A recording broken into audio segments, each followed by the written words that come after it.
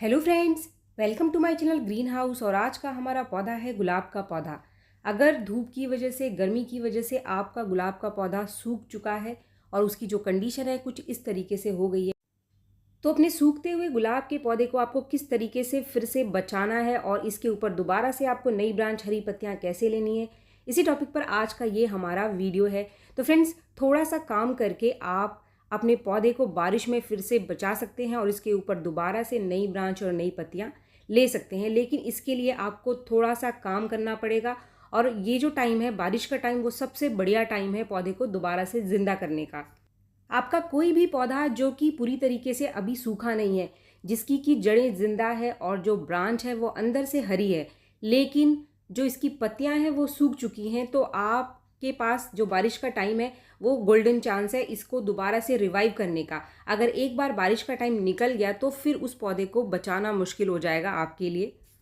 तो फ्रेंड्स, चलिए वीडियो को आगे बढ़ाते हुए, अगर आपका पौधा सूख रहा है और उसके पत्ते सारे के सारे झड़ चुके हैं, तो आपको अपने पौधे को इस समय कैसे बचाना है, या फिर आपके पौधे के जो सारे पत्ते हैं पौधों के ऊपर लगे हुए हैं लेकिन पत्ते जल रहे हैं, पत्तों की कंडीशन आप देख रहे हैं कुछ इस तरीके की अगर हो गई है, तो आपको पौधे को किस तरीके से बचाना है, ये सारी जानकारी आज की इस वीडियो में मैं आपको डिटेल में देने वाली हूँ।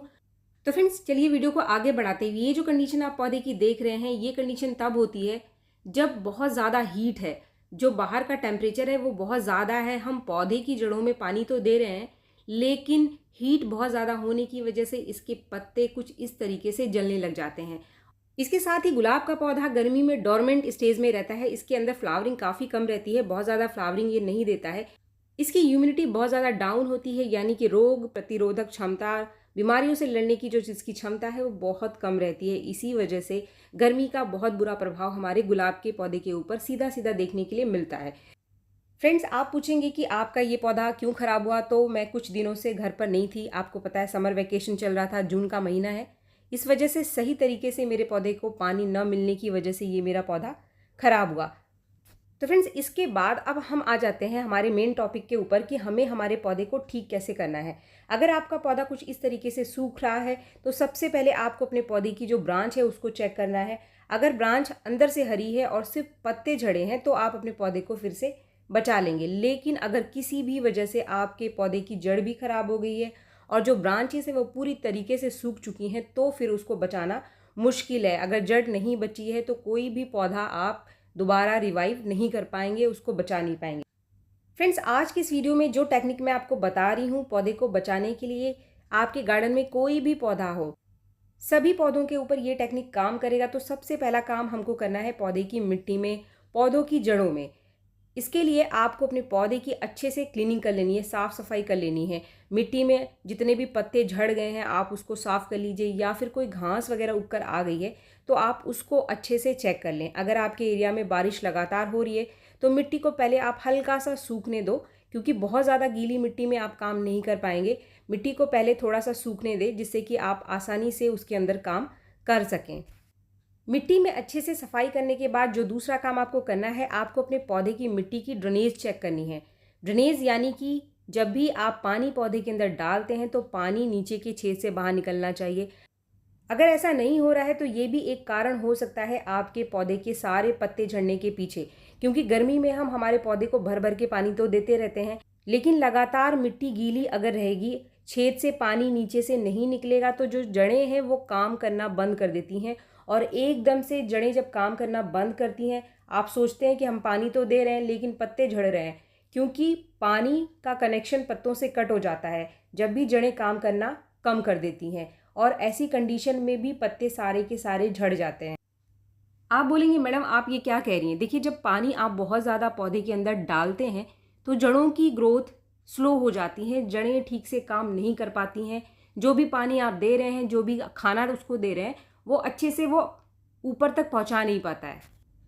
इसके साथ ही ऊपर भी पौधे को डबल मार पड़ रही है, टेम्परेचर बहुत ज़्यादा है, धूप बहुत ज़्यादा है, हीट होने की वजह से और पानी कम मिलने की वजह से पौधे की जो पत्ते हैं वो सूख करके गिरने लग जाते हैं। तो फ्रेंड्स, मेरा ये जो पौधा है इसकी ड्रेनेज ठीक है, मैं पहले ही इसको चेक कर चुकी हूँ पानी डाल करके।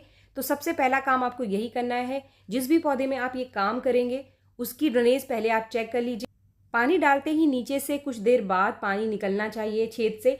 अगर ऐसा नहीं हो रहा है तो बारिश में आप अपने पौधे की ड्रेनेज को ज़रूर ठीक करें, क्योंकि लगातार बारिश होने से लगातार पानी इसके अंदर पड़ा रहेगा, छेद से बाहर अगर नहीं निकला तो आगे जाकर बारिश में भी आपका पौधा ख़राब हो सकता है। अभी जो दूसरा काम इसके ऊपर करना है आपको, वो ये है कि इसके जो पत्ते सूख चुके हैं, जो ब्रांचेस के ऊपर पड़े हुए हैं, उनको आप हटा लीजिए। यहाँ पर एक चीज़ का आपको ध्यान रखना है कि जो हरे पत्ते हैं, जो थोड़े से भी हरे हैं, जिंदा है, उनको आपको खींच करके इसमें से नहीं निकालना है। उन पत्तों को आप इसके अंदर पड़े रहने दीजिए और तब तक आपको उसको नहीं निकालना है जब तक कि इनके ऊपर नई ग्रोथ, नई पत्तियाँ आनी शुरू ना हो जाए।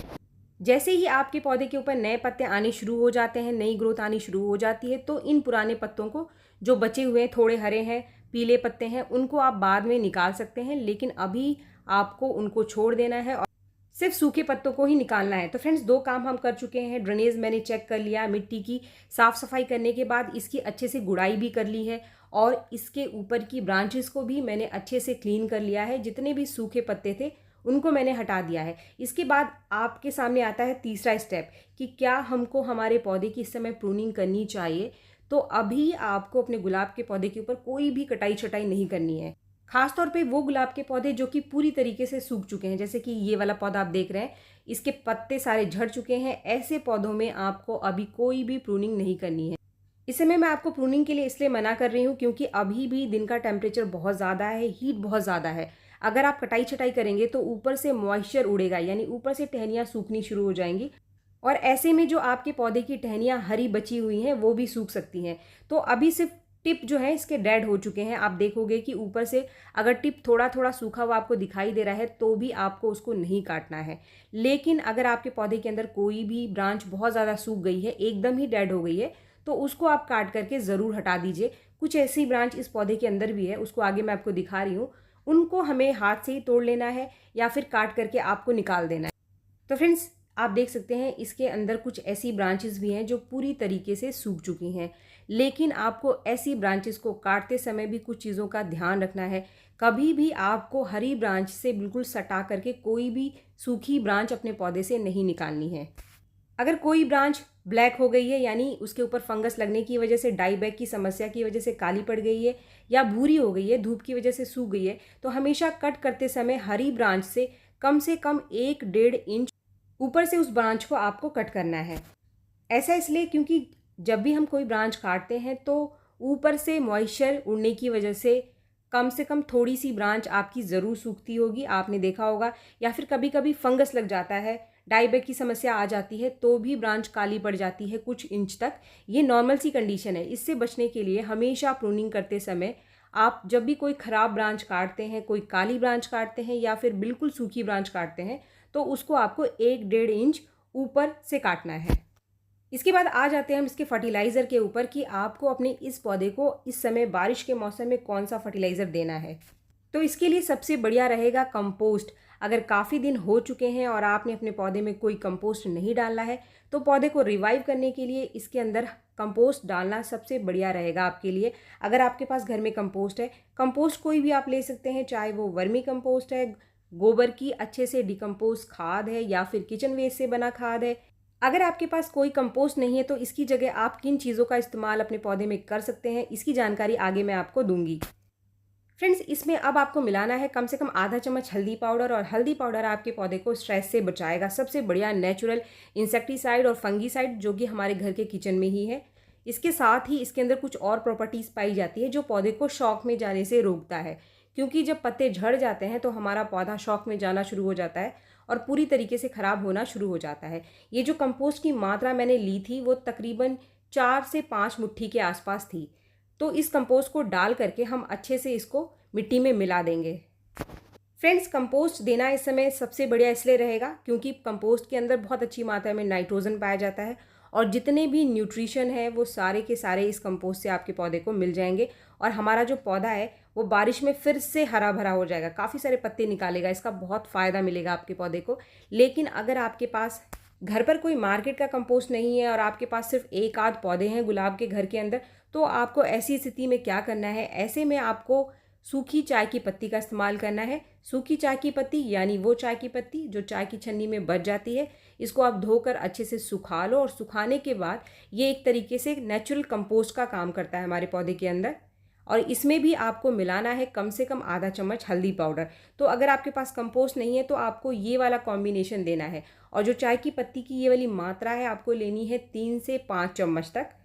पॉट की साइज़ के हिसाब से आप मात्रा को कम ज़्यादा कर सकते हैं। ये वाली जो चाय की पत्ती है अगर आप ज़्यादा मात्रा में भी अपने पौधे को देंगे तो भी ये किसी भी तरीके से नुकसान नहीं करता है। लेकिन अगर आप फ्रेश टी का इस्तेमाल करते हैं, वो चाय की पत्ती जो आपने उबाली नहीं है, तो आधा चम्मच सिर्फ आप 15 दिन में एक बार दे सकते हैं। फ्रेंड्स, ये जो फर्टिलाइज़र मैं आपको बता रही हूँ ये आपको अपने पौधे में अभी दे देना है, लेकिन दूसरा फर्टिलाइज़र आपको कब देना है, कैसे देना है, इसकी जानकारी आगे मैं आपको इस वीडियो में दूंगी। तो फ्रेंड्स, इसमें से कोई भी एक फर्टिलाइज़र देने के बाद आप अपने पौधे की वाटरिंग ज़रूर कर दें। तो आप देख सकते हैं मेरे पौधे की मिट्टी की ड्रेनेज बिल्कुल ठीक है, छेद से पानी बाहर निकल रहा है। पानी डालते ही पानी एकदम से नीचे चला गया। अब कुछ बहुत ही इंपॉर्टेंट पॉइंट, अगर आपके पौधे की कंडीशन इस तरीके से है और आपके एरिया में बारिश हो रही है तो इस काम को करने के बाद आप अपने पौधे को बारिश के पानी में ही रखें, यानी बारिश में ही रखें। आपको पौधे को शेड में नहीं रखना है। बस पानी पौधे के अंदर लंबे टाइम तक रुकना नहीं चाहिए। इसके लिए ड्रेनेज को आपको सबसे पहले ठीक करना है। बारिश के पानी में नाइट्रोजन की बहुत अच्छी मात्रा होने से ये पौधे की जो ब्रांच आपकी सूखने लग गई थी और पत्ते निकलने बंद हो गए थे वो दोबारा से आने लग जाएंगे। पौधा आपका फिर से नई ब्रांचेस को निकालना शुरू कर देगा। कुछ ही दिन में आप देखेंगे कि दोबारा नई ब्रांचेस से पौधा आपका भर जाएगा। अगर आपके एरिया में बारिश रुक रुक कर हो रही है, यानी कि 2-3 दिन के गैप पर हो रही है, तो जब भी बारिश हो तो आप बारिश के पानी में ऐसे पौधे को ज़रूर रखें। लेकिन अगर बहुत तेज़ धूप है तो उस दिन आप अपने पौधे को शेड में रखें और पानी का स्प्रे आप ऐसे पौधे के ऊपर ज़रूर करें। यानी इनके तनों के ऊपर आपको दिन में एक बार पानी का स्प्रे करना है अगर बारिश नहीं हो रही है तो। लेकिन अगर बारिश हो रही है तो आपको स्प्रे करने की ज़रूरत नहीं है। अब बात करते हैं कि हमारे पौधे को फर्टिलाइज़र कब देना है। जब आपके पौधे के अंदर नई ग्रोथ आनी शुरू हो जाए और जो नई ब्रांच निकल करके आ रही है वो तकरीबन 1 से 1.5 इंच तक लंबी जब तक ना हो जाए, आपको कोई और फर्टिलाइज़र अपने पौधे के अंदर नहीं देना है। इसके लिए तकरीबन 15 से 20 दिन आपको लगेगा। तो फ्रेंड्स, इस समय गुलाब के पौधे की केयर फर्टिलाइज़र से ज़्यादा इंपॉर्टेंट है।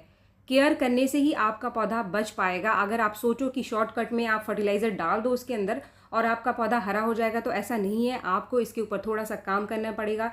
जो चीज़ें मैंने आपको बताई है उसका ध्यान आप ज़रूर रखें। गुलाब एक बहुत ही सेंसिटिव प्लांट है और थोड़ी सी लापरवाही आपके पूरे पौधे को ख़राब कर सकती है। तो फ्रेंड्स, वीडियो अगर आपको पसंद आए तो एक लाइक ज़रूर करें और मेरे चैनल को आपने अब तक सब्सक्राइब नहीं किया है तो मेरे चैनल को सब्सक्राइब भी ज़रूर कर लें। मिलते हैं मेरे नेक्स्ट वीडियो में, तब तक के लिए थैंक यू।